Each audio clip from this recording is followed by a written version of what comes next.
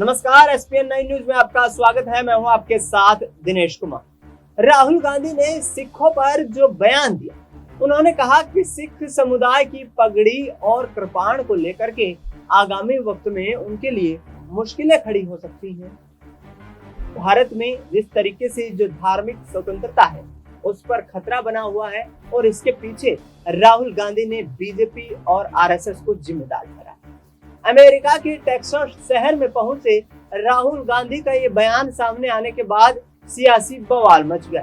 Bharatiya Janata party ने राहुल गांधी के आवास का घेराव करने के लिए बड़ा विरोध प्रदर्शन किया और इसके साथ साथ राहुल गांधी की मुर्दाबाद के नारे लगाए गए।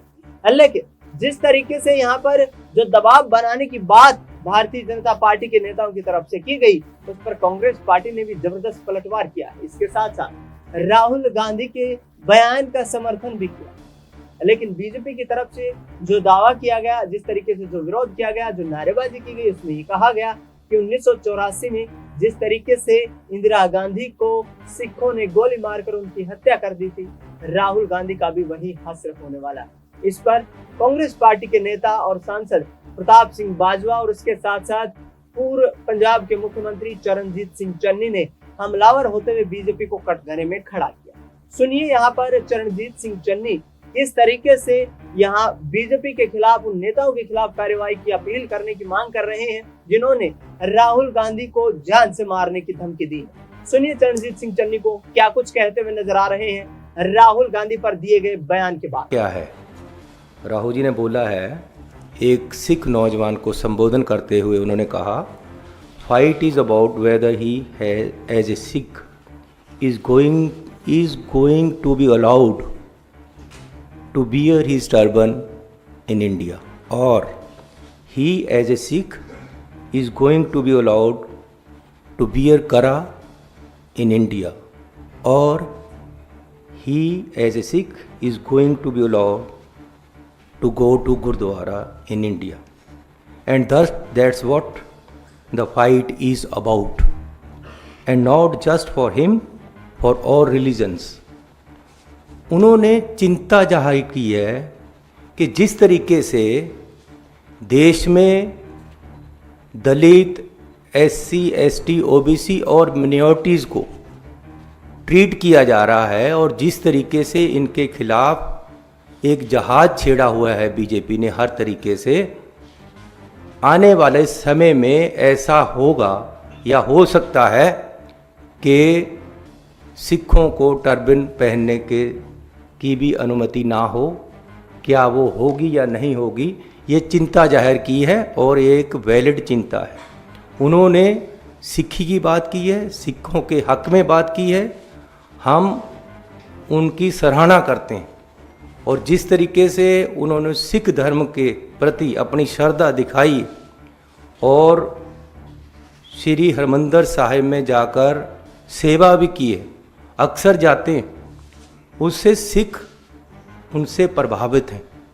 और ये जो जहाद अब जिस तरीके से बीजेपी इस उनकी जो स्टेटमेंट है इसको मिस इंटरप्रेट कर रही है, वो एक्चुअली क्या है, वो ये नहीं कह रहे हैं कि जी ये बाहर जाकर बोला है इसलिए बदनाम हो गए हम।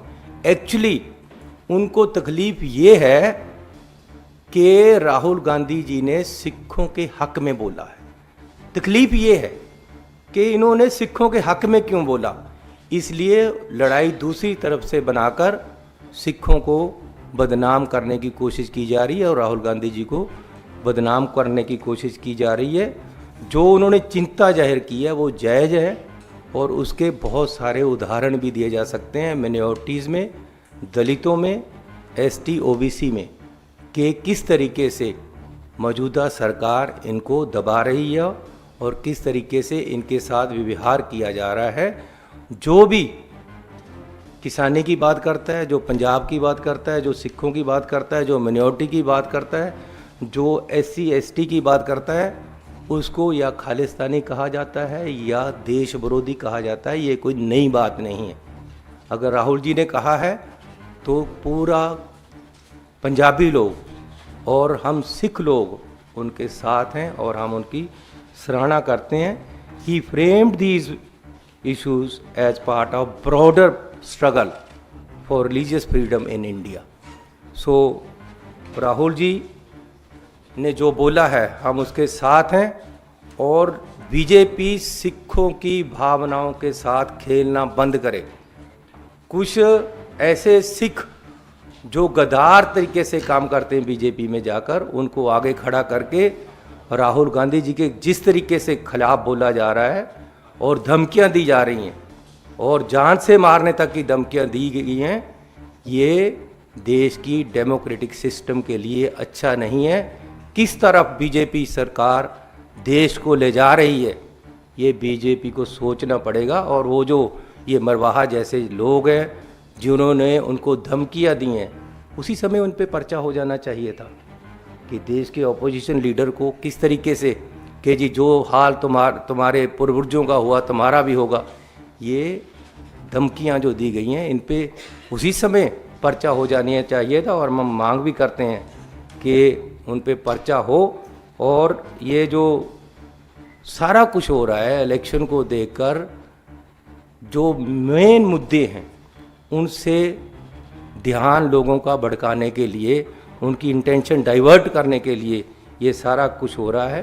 मैं पूछना चाहता हूँ कि पंजाब एक खेती प्रधान सूबा है।